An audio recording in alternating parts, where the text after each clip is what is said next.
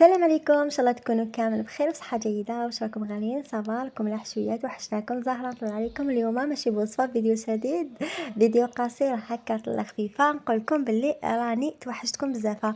شوفوا راني مبريباري، راح نوجد لكم نبدا نخدم لي كاطو. على بالي راني روطار. انا شخصيا لي كاطو ما نحبش نبداهم بكري، نحب نبداهم دائما يعني بخاصك واحد بقاو 6 ايام هكا 7 ايام العيد باش يبقى لي هكا فريشكا وكل حاجه.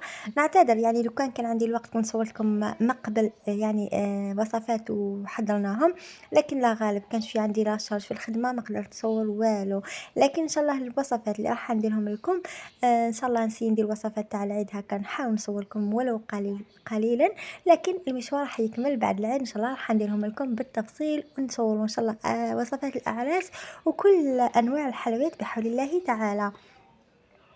هذه هي لا جورني اليوم تاع النهار تاع اليوم كيفاش جاز مع الخدمه. شوفوا هذو مع العفايس الدقيقه الاخرى اللي مبريباريهم نوجدهم. ابالكم دي فوا نكون هكذا نشارك معكم نوري لكم العفايس كيفاش يصراو كيفاش نكون هكذا يعني مع الخدمه. هذو ما الدقيقه الاخرى لاباط كون وجدتها من قبل حطيتها ترتاح. قبل الفطور بنص ساعه نبدا نسخن في الفرن ونبدا نحط يعني هذوما اللي مبريباريهم هكذا بخاصك نص ساعه قبل الفطور. هاك سلطه خفيفه، حاجه خفيفه. والله ما نحب نكتر انا توجور هكا في الاكل، نحب ندير عفسه اللي تنتكل حاجه يعني ما نكتروش، حاجه شويه شويه هكذا باسكو مع واحد صايم ما يقدرش صراحه ياكل كيما يحب. المهم هنا راني نوري لكم بلي نحضر هنا راني بالنسبه لهدايا راني نستعمل عفوا راني مع نبريباري في اللوز راني نحي فيه باش هكذا كي نبدا انا دوكا بحال نحب نوجد كل حاجه قدامي، يعني نحب نحطهم نلقاهم واجدين باش هكا جوست نبدا نخدم. بالكم الغلاء داير حاله، كل حاجه غاليه. كاوكاو الحق 70,000، اللوز 200,000 دي باسا، تسمى كل حاجه راهي غاليه.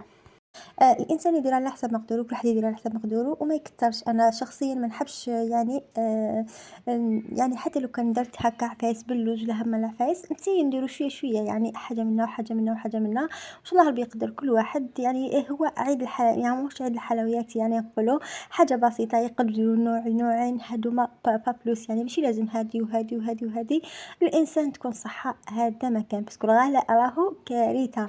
انا هذا وين ديجا لو كنت بولجي كيفان كنت عند لوازم الحلويات. شوفوا راني جبت عفايس صغار هكا برك شحال استقاموا تمام زي ما عاد واحد كمل. ويعني هادو هما لي موديل اللي حنديرهم شغل حاجه ماشي حاجه تقليديه، يعني ماشي حاجه هكا بريستيج بزاف ولا هكا، حاجه صغار. حتى الغاز تشوفوا كان 18000 راهو 26000 26.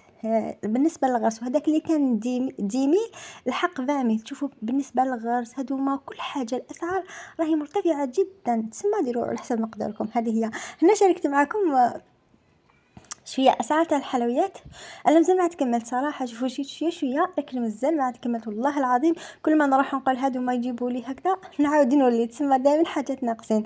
اوكي بالعقل وخلاص. المهم هنا هذه بيتزا تاع اليوم. هذه بيتزا هذه لاصوص كنت درتها لكم ديجا. بيتزا شحال من مره راني حاطتها لكم عندي في القناه، والله العظيم كنت ما حاش ننزل كامل هذا الفيديو. بعد قلت انا توحشتهم ما عاد بديت لي جاتو، يعني مازال ما عاد بديت نصور. حطيت لكم هدايا باش نطلع عليكم نقول لكم بلي توحشتكم بزاف. راح اكيد حنعاود نولي ان شاء الله يا ربي نحط لكم الحاجه اللي نقدرها. بيان سور حنبداو حلويات. انا نحب ندير عفايس اللي نحبهم انا، اللي يكونوا يعني تقليدي. انا نحب تقليدي تقليدي تاع زمان. هذوك راح ندير الحاجات اللي نحبهم وان شاء الله حنشاركهم معكم. وبالنسبه للبريستيج هذوك من العفايس تاع كما يقولوا اعلى مناسبات راح نخصصهم ان شاء الله مول العيد بحول الله تعالى. يعني ديما انا تقليدي ولي نحبه حاضر في الاعياد، سواء في عيد الفطر ولا عيد الاضحى ولا في هكا في المناسبات. نحب بزاف حاجه تقليديه ان شاء الله حنشارك معكم اللي تبقى ديما نحافظوا على التقاليد تاعنا. ولا بالكم لا بليبار يعني احنا لا بليبار في الاعياد يحبوا غير التقليدي.